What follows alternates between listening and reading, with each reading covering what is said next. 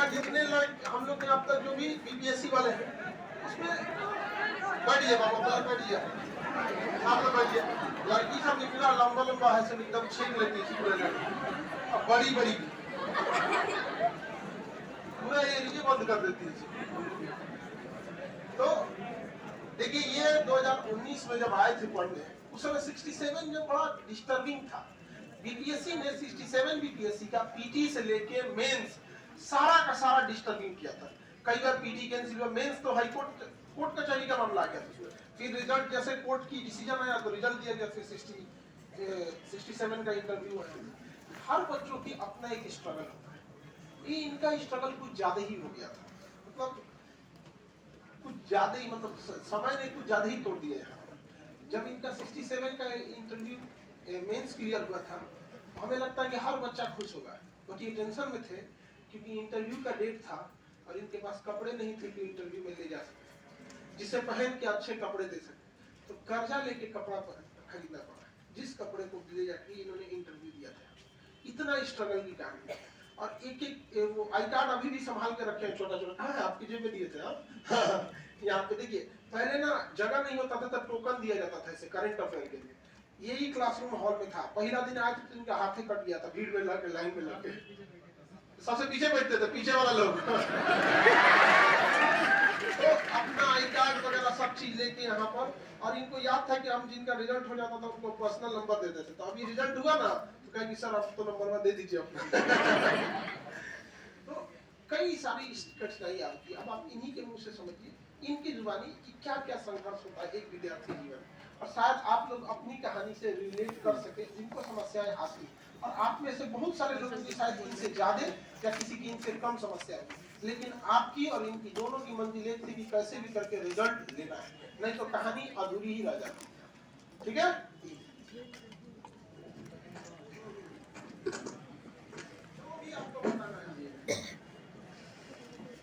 सबसे पहले तो सर का बहुत बहुत धन्यवाद कि अगर सर नहीं होते ना तो आज मैं यहाँ नहीं होता।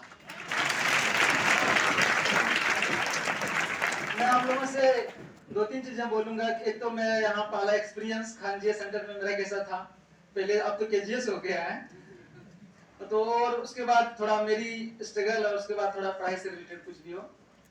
तो जिस दिन मेरा फर्स्ट दिन था मेरा खान सर के पास, मैंने एक चीज देखा, बाहर में लिखा रहता था सर उस टाइम बिना मैप के जीएस पढ़ना समय की बर्बादी, इससे ज्यादा कुछ नहीं। तो वो देख के मुझे लगा कि एक दिन देखता हूँ मैं पढ़ के मैप आगे होता है क्या है। तो मैंने जब से एडमिशन लिया उसके बाद लाइन बहुत लंबी लगी थी, सबसे पीछे जाके लगना पड़ा। उसके बाद जब आ रहे थे तो इतना ज्यादा भीड़ हो रही थी तो मेरा हाथ ये दीवार में ही कट गया था, और उसके बाद मुझे लगा था कि मैं दोबारा इस क्लासरूम में कभी नहीं आऊंगा। लेकिन जब पढ़ाई स्टार्ट हुआ उस दिन मुझे पहली बार पता चला कि पीओके जो है, जो अपना 30% पाकिस्तान के पास है, 10% चाइना के पास है, 80 हमारे पास है, तो वो पढ़ा और इतना मजेदार पढ़ाई हो कि मैं इतना ताली बजाया कटे हाथ से उतना किसी दूसरे ने नहीं बजाई होगी, मैंने वहीं से बजाई। उसके बाद मैंने एक दिन भी क्लास कभी मिस नहीं किया, मैंने क्लास किया। और मेरे साइंस जो मेरा बेसिक साइंस जो हुआ है, मैंने कभी ज्यादा साइंस के लिए कुछ पढ़ा नहीं। मेरा साइंस का पढ़ाई जैसे हो गया सर को पता भी नहीं जब मैंने साइंस पढ़ लिया। मैंने पूरा साइंस सीढ़ी पर बैठ के पढ़ा था।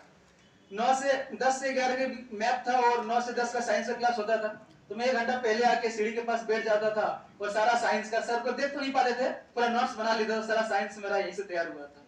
एडमिशन लिए थे? नहीं सर, बिना एडमिशन का। पैसे का अभाव था इसलिए एडमिशन नहीं ले सके, किसी की मजबूरी पे नहीं हंसता। आज हमको मेरा फीस मिल गया।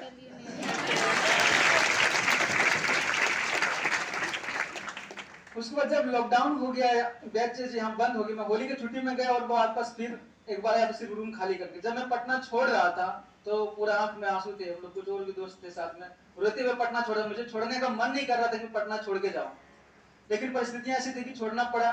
फिर लॉकडाउन में स्थिति इतनी खराब हो गई कि घर का स्थिति इतना था कि दिहाड़ी मजदूरी करना पड़ा मेरे भाइयों को। मेरे 2 बड़े भाई हैं जिन्होंने मुझे यहाँ तक पहुंचाने में बहुत हेल्प की। वो कोलकाता में चाय का दुकान लगाते हैं।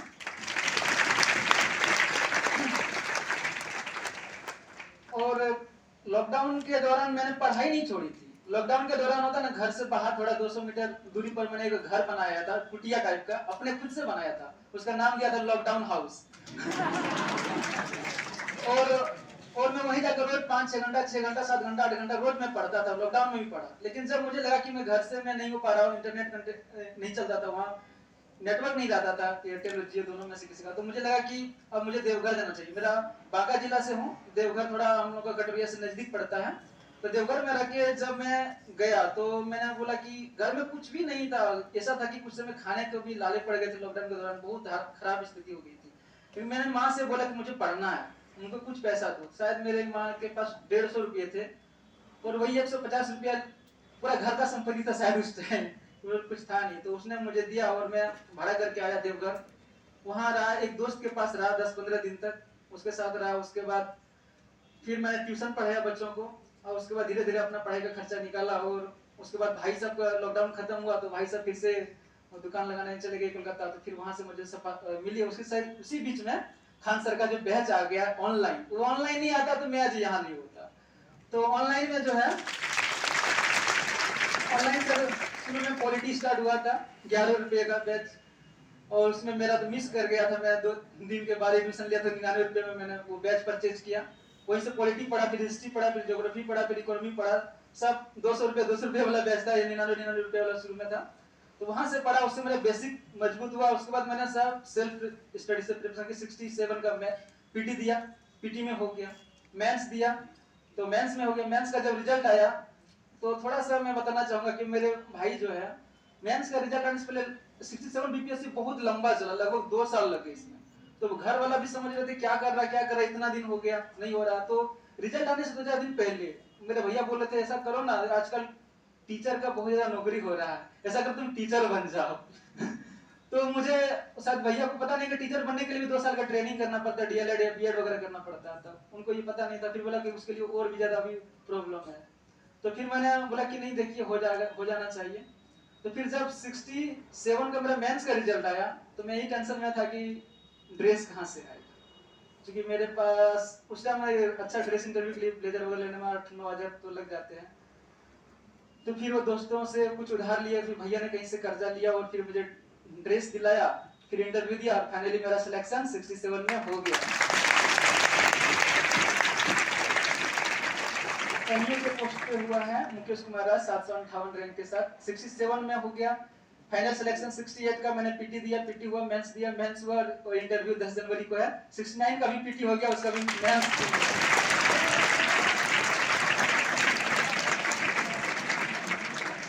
आप लोगों से यही कहना चाहूंगा कि परिस्थितियां सबके साथ अलग रहती, मेरे साथ कुछ डिफरेंट थी, सबके साथ किसी का मेरे से भी खराब होगी, कोई किसी का फाइनेंशियल है, किसी का मेंटली है, ढेर तरह की होती है। लेकिन आप लोग उस पर परिस्थितियों को अपने ऊपर हावी नहीं होने दे, आप परिस्थिति के ऊपर हावी हो जाए।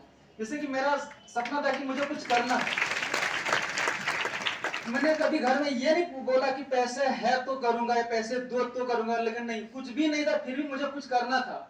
और दूसरा था कि जब मैं पटना छोड़ने से पहले खान सर यहाँ बोला करते थे क्लास में, एक दिन जब तुम लोग अधिकारी बन के आओगे तो पर्सनली तुमको नंबर दूंगा और अपना मिठाई तो लेके अपने हाथ से खाऊंगा। तो फाइनली आज मुझे ऑफिस में मेरा पर्सनल नंबर भी मिल गया है, ये मेरा सपना पूरा हो गया। दूसरा बात, जब बीच में मैं खान सर को और हम लोग सर से इतना संबंध पहले था, जब ये लॉकडाउन से पहले का, तो मुझे पता नहीं था कि खान सर इतने बड़े